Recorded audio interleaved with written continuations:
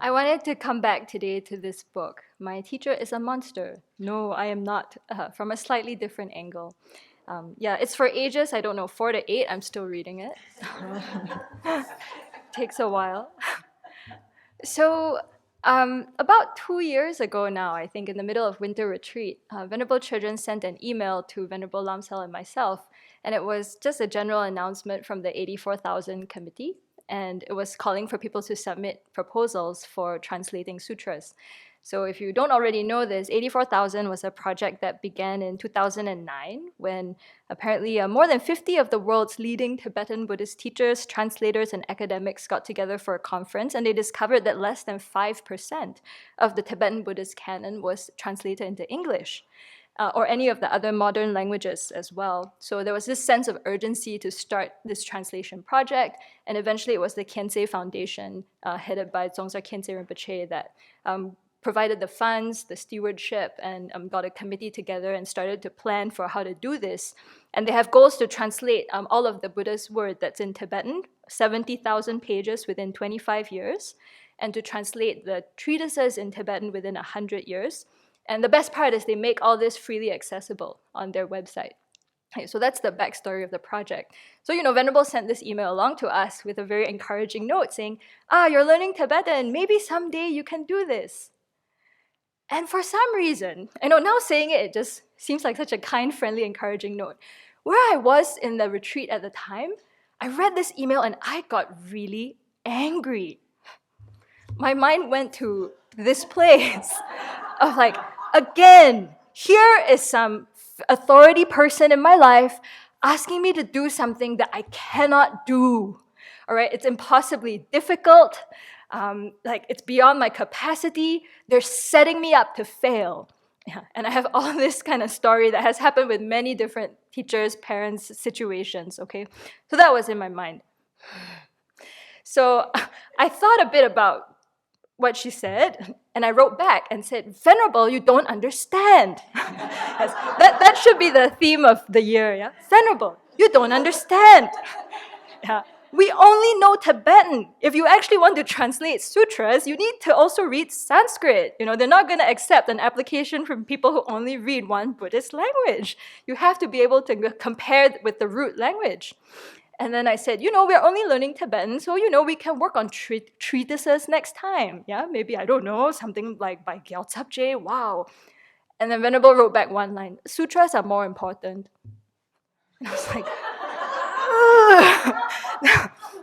I got really mad.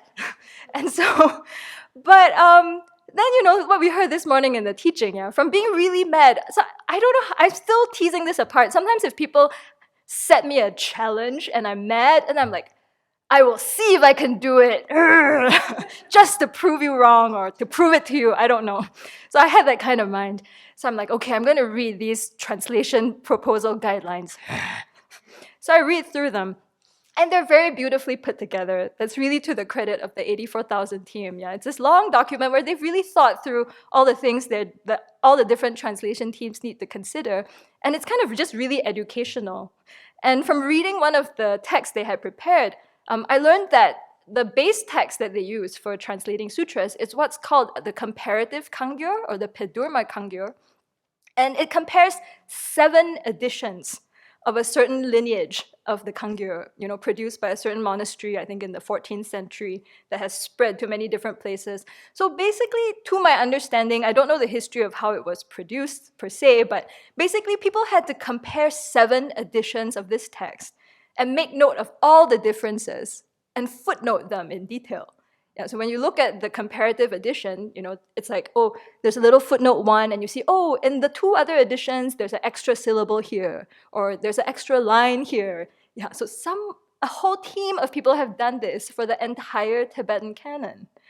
So that just knocked me out, just even seeing that, Somehow that was so inspiring. And then it brought to mind things I had heard from Venerable Heng Ching, who was deeply involved. We know her as our Vinaya teacher, but she was very much involved in the digitization of the Chinese canon.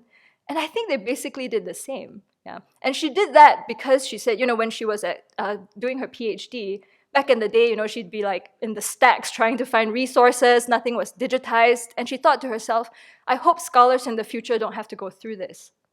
I would like to digitize text so that people can just search. So I think she got the funding. I'm also not entirely sure of the details, but she was one of the key drivers of the digitization of the entire Chinese canon, which is actually also available freely online. And back some time ago, when Venerable Pema and I were trying to study some translation with her, she took the time to try and explain to us what's in the footnotes. Yeah, so same thing again, every place where there's a difference, they've compared it with the Korean edition of the Chinese canon, the different Japanese ones. But back then, when she was pointing out these footnotes, I was like, I don't know what you're talking about. It just looks like a lot of scratches on a page. So then, just seeing what has been done for the Tibetan canon, then I realized, oh, this whole team of people have done this for the Chinese canon too, just comparing all these different versions and putting it together. And then I was also reminded of what our friends at the Uma Institute do. And ages ago, I had asked Bill McGee, who taught us classical Tibetan and still is teaching our nuns classical Tibetan, how does the Uma Institute prepare a text? Yeah, so he told me, first of all, they get as many of the traditional, what they call the Pecha versions as they can find. And sometimes they even go to Mongolia to get hold of them because sometimes the textbook authors are from Mongolia. So they'll get as many of those versions as they can. Dr. Paul Hackett, who has access to extensive libraries, will find just about every published edition there is. And then they sit down and they look through all these, and then they pick the 3 best. So as they are translating, they are comparing all 3 for discrepancies and making note. Yeah, and then they will consult with the abbot of Drepung Gomang to, see which version to follow if they find significant discrepancies.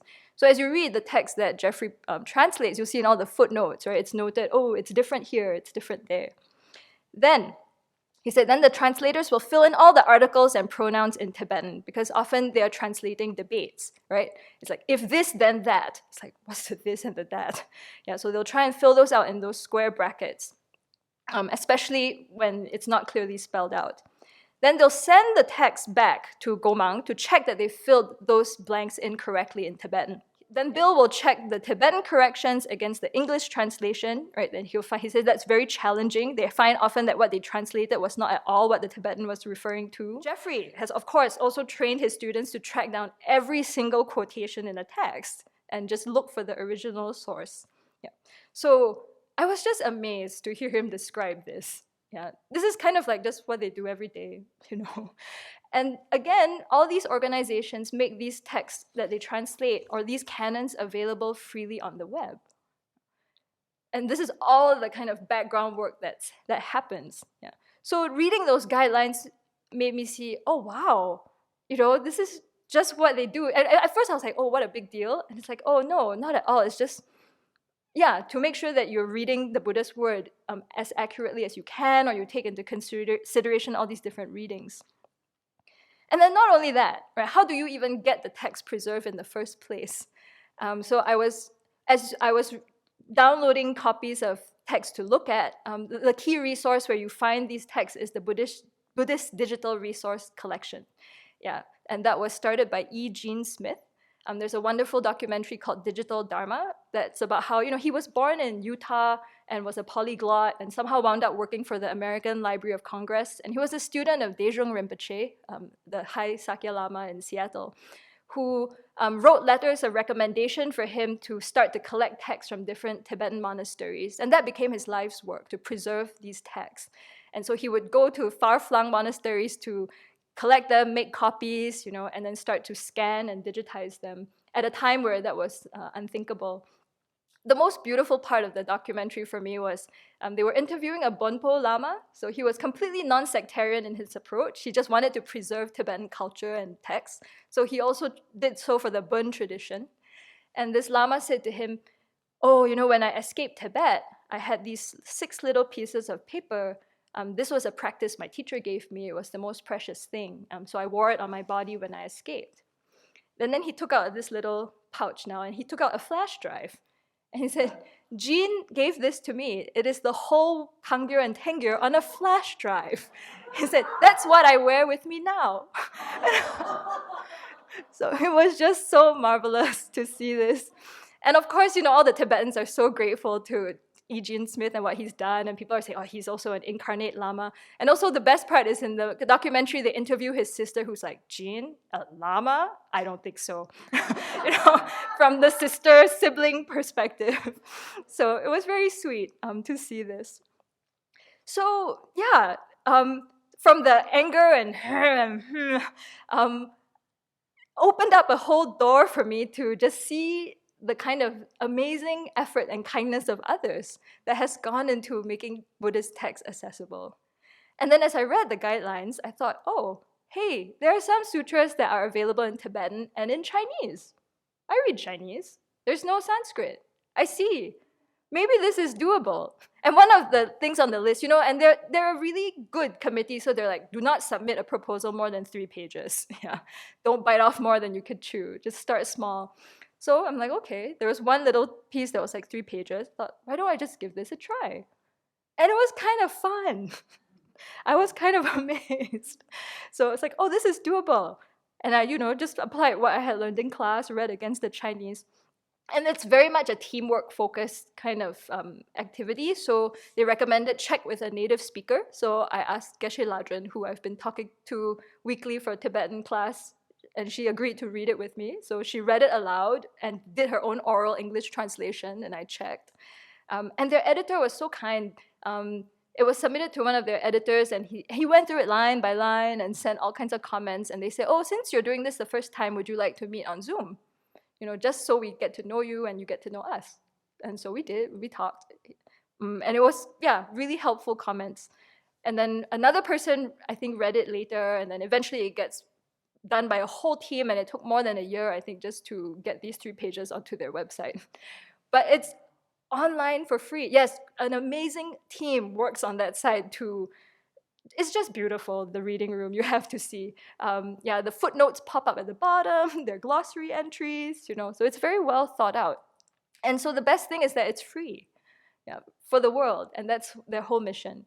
And of course, I can only do this freely because I live here. I'm not a lay translator who has to pay bills, who has to feed children. I'm supported by all of you and everyone in the world who supports the Abbey. So that was a good experience of working with this mind. And I just wanted to end by saying, if you have obstacles to joyous effort or to getting things done, there are all these apps these days, I think you can download, like, help you to get things done, right? There are all these self-help books, getting things done. I recommend getting a spiritual mentor. One who will kick your butt to do virtuous things. Then you will for sure get things done.